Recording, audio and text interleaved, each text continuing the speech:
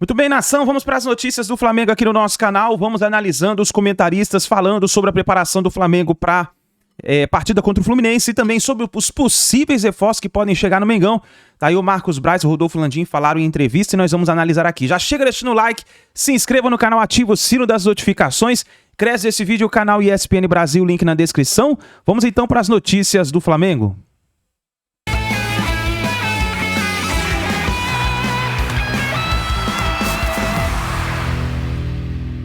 Olá, muito boa tarde pra você, começando o Globo Esporte, se liga, hoje à noite tem o sorteio dos grupos da Libertadores. Flamengo e Fluminense estão na parada, mas não podem ficar no mesmo grupo não. Volta pro Flamengo contra o Ceará no Brasileirão. E aquela ali, indo devagarinho pra cobrança, é a Jucinara.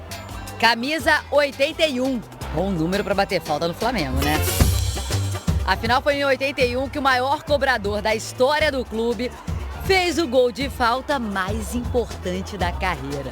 Zico contra o Cobreloa na final da Libertadores. Agora voltando para Jucinara.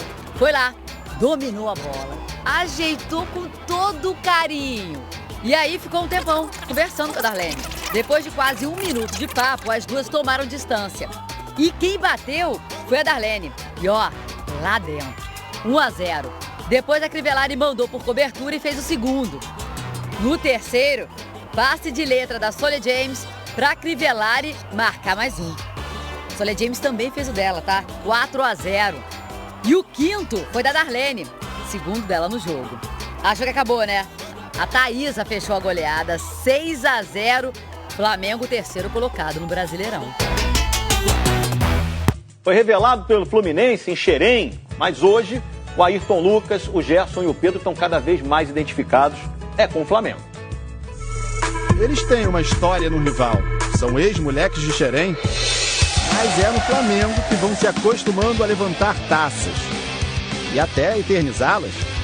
Ayrton Lucas, Gerson e Pedro, titulares de um time que quer ser campeão carioca em cima do ex-clube dos três. O lateral Ayrton Lucas é o com menos tempo de Flamengo. Chegou ano passado. Em 54 jogos, deu 8 assistências, fez 3 gols e ganhou a Copa do Brasil e a Libertadores de 2022. Gerson viveu o auge do time comandado por Jorge Jesus, que ganhou quase tudo que disputou em 2019. 120 partidas com essa camisa. 3 assistências, 7 gols e 8 títulos. Saiu em 2021 e voltou esse ano como grande contratação da temporada. Pedro é o grande protagonista desse trio, talvez do time todo. Já são 13 gols e 3 assistências em apenas 12 jogos no ano. É de quem mais se espera nessa busca pelo primeiro título da temporada. Num começo de 2023 decepcionante para o Flamengo, Pedro foi um dos poucos a brilhar, seja em decisão do futebol brasileiro ou em competição internacional. No total já são 171 jogos, 83 gols, 21 assistências e 8 vezes campeão. O 9º título pode ser ainda o terceiro em cima do Fluminense. E como já fez até gol contra o ex-time em decisão, tá aí um artilheiro para deixar os flamenguistas com esperança de dias melhores. Seria válido já para essa eleição ou não? E aí as pessoas começam a falar, não, porque já teria lá o próprio presidente seria beneficiado com isso. Esse é um assunto muito complexo, sabe, Plihal? Porque as pessoas falam assim, é claro que o foco sempre se dá em cima do conselho diretor, mas se você for analisar lá a forma com que o estatuto é feito no Flamengo, se essa modificação fosse feita, ela teria que impactar todos os demais poderes do Flamengo.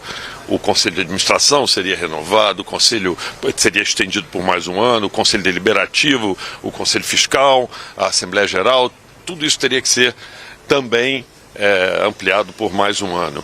E teria alguns reflexos, por exemplo, que é importante conversar com as pessoas. Vou dar um exemplo aqui para você. Conselho Diretor, eu hoje sou o presidente do Conselho Diretor.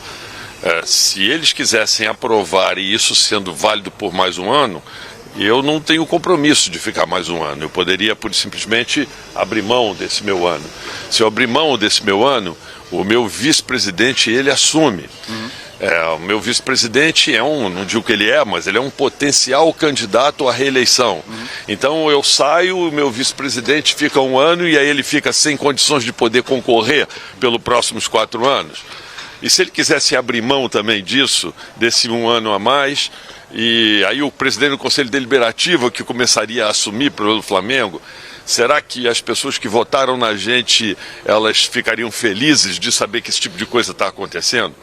Ou seja, tem muita coisa, muito detalhe para ser discutido e avaliado e pessoas a serem consultadas para que esse movimento seja feito da forma que impacte o menos possível a gestão do Flamengo que foi eleita e que está lá. Quer ver, outras coisas para vocês, por exemplo, o Conselho de Administração do Flamengo, né? Assim como o exemplo que eu falei do Rodrigo, o Dunche, aconteceria, por exemplo, com o BAP, que é presidente do Conselho de Administração. Ele está lá por 3 anos. Se isso fosse aprovado, ele não vai poder se reeleger, porque foi aprovado, teria uma emenda em que você não poderia ter reeleição. Então, assim, e todos nós fazemos parte de uma mesma equipe, de um mesmo grupo. Então essas ideias, eu não tenho nada contra elas, eu acho que são ideias boas, mas eu acho apenas que a gente deve discuti-las tranquilamente, avaliando, vamos dizer assim, e junto com todos os conselheiros do clube, os impactos que eventualmente essas mudanças podem trazer no dia a dia. No dia a dia e no que a gente já está dentro do clube, de tal forma que quando isso for ser proposto, isso seja proposto da forma que impacte o menos possível o Flamengo. O seu desejo hoje em relação ao seu futuro no Flamengo, qual é? Futuro mais longevo, tô dizendo. Eu já deixei muito claro que da última eleição, que na minha reeleição, quer dizer, eu tinha sido eleito por 3 anos e minha vontade, todo mundo sabe, era não ter sido reeleito. Na época, eu fui conversar com a minha família quando me pediram para poder ser candidato à reeleição. Fui conversar com todos os potenciais candidatos à reeleição para saber o que eles pensavam. Todos me pediram dentro do nosso grupo para que eu continuasse.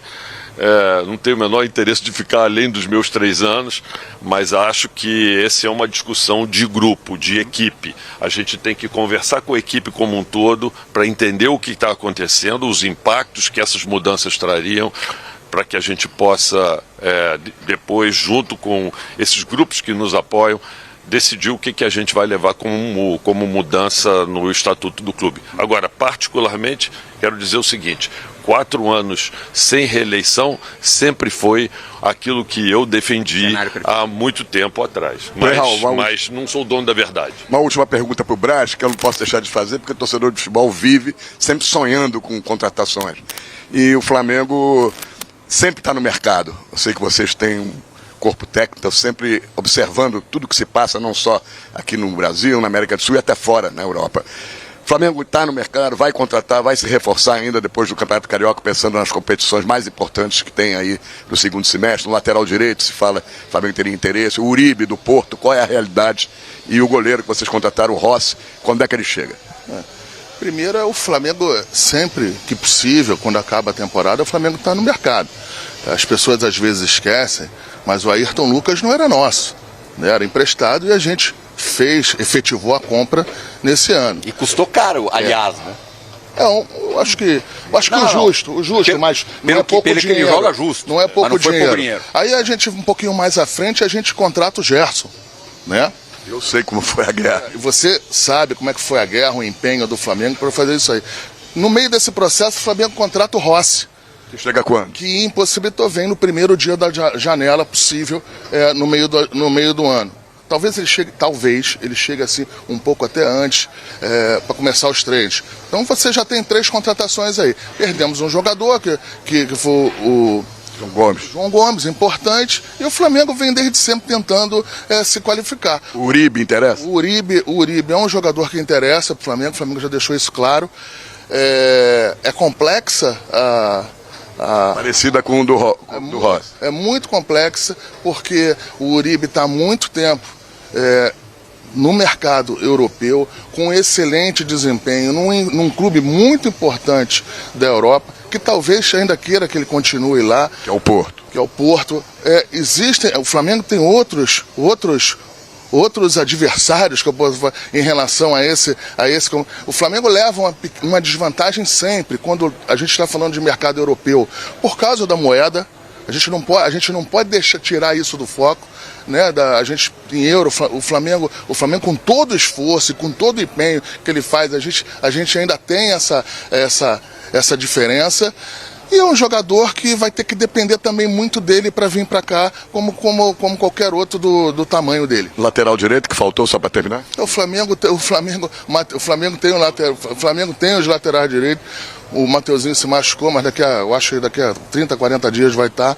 A gente está analisando o mercado, como sempre, se tiver uma oportunidade, mas o que a gente quer é um cabeça de área. Samarone é terrível, né? Conhece ele, né? Eu já conheço há 40 anos. Banheirista máximo. Fica ali na beira da área. O Cano também é banheirista. O Cano ali, encostado na trave, fazendo gol de impedimento. Mas é como ele joga. E o Landim na volância. Ainda bem que o Futebol Society não tem impedimento, né? Exatamente. Obrigado, Braz. Obrigado, Landim. Nos falamos depois do sorteio. Boa sorte para vocês. Flamengo, atual campeão da América, é sempre bom lembrar. Na expectativa também, lógico, dos clubes, dos times que vai enfrentar na fase de grupos da Copa Libertadores. Voltamos já, gente. Então tá aí na ação os comentaristas falando sobre a preparação do Flamengo, o sorteio da Libertadores da América que acontece hoje. A gente vai trazer para vocês as novidades e também sobre a possibilidade dos novos reforços. Tá aí o Marcos Braz falando sobre Matheus Uribe e também do goleiro Rossi, que já está contratado, mas chega somente no meio do ano. E também sobre essa novidade aí que ele falou sobre uma possível contratação de um cabeça de área. Então vamos ver o que vai acontecer na ação. Deixa o like, compartilha o vídeo, se inscreva no canal, porque aqui tem sempre as notícias do Megão. A gente se vê no próximo vídeo.